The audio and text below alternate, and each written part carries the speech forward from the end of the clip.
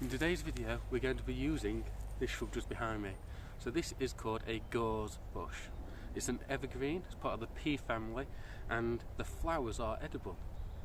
So the particular flowers, or the gorse flower, is full of amino acids. It's also full of magnesium, so you have to be careful of how much you have, especially depending on your weight and age. But it's full of nutrients that are really useful if you're out in the bush. And mine in particular today, I'm going to be creating an infused tea. You can use an ice cold tea, you can also turn it into a syrup, or you can just eat the flowers as they are and as you pick them. Now, one thing to know if it is gorse is you have a quick smell, and you can smell coconut, a really nice sweet coconut. There is a similar bush that is called a broom, strangely enough, and that smells of vanilla. So if you're unsure which one it is, it's normally have a quick smell and you will know which one.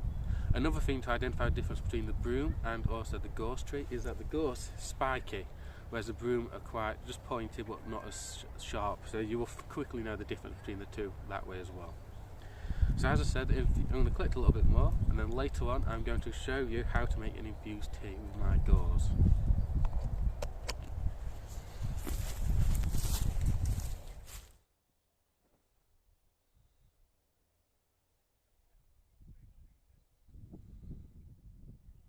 As I mentioned earlier, gorse flowers is full of amino acids and magnesium, so it's very healthy for you. It's good or traditionally used for fighting colds, coughs, flu.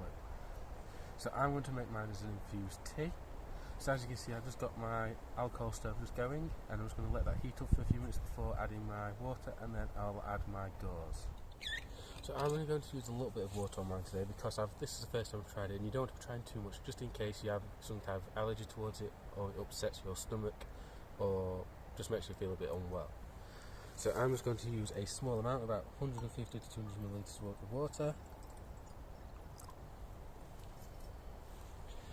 Now normally it's also recommended that you use about 2 teaspoons of gorse, but I'm going to use just one today because I'm using a smaller amount, just to try and see if I like it and whether, like I said, it upsets my stomach.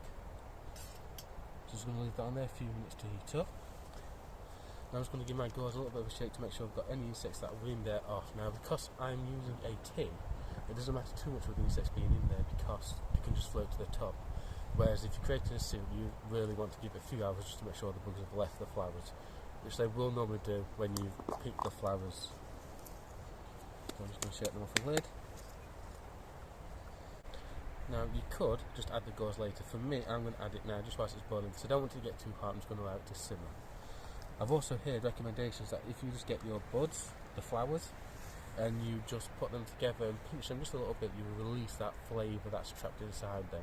So I'm just going to have a go at pinching a few. And I'm just going to use a teaspoon just to make sure I'm not getting too many. There we go.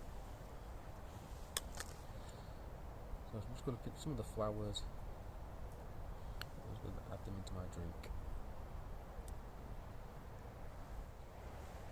And of course, if you remember earlier, today's are fully edible.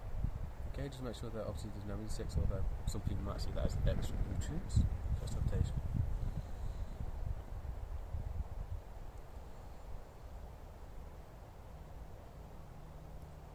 So you do taste a little bit of coconutty taste, but not much, only a very tiny hint. So maybe towards the summer where they got a bit more pollen in, they might add a little bit extra taste in there.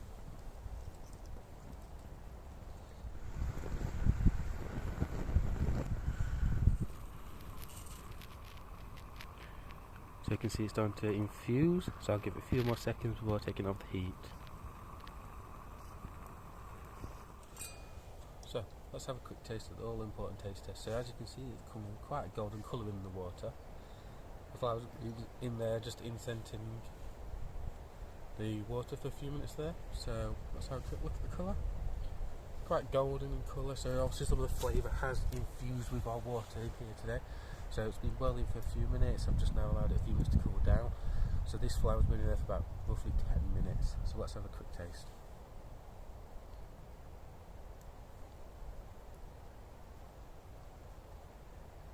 So it's quite pleasant. It's not sweet. There's no, you can tell there's no like sugar or anything added in there.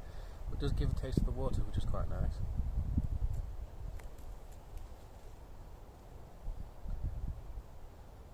it's not bad. Quite pleasant.